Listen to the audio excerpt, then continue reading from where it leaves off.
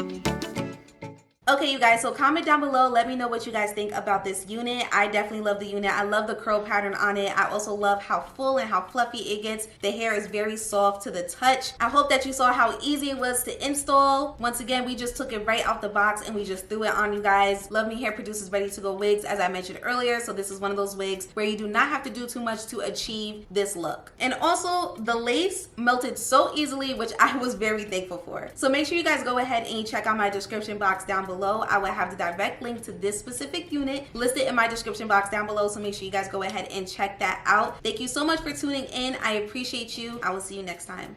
Bye.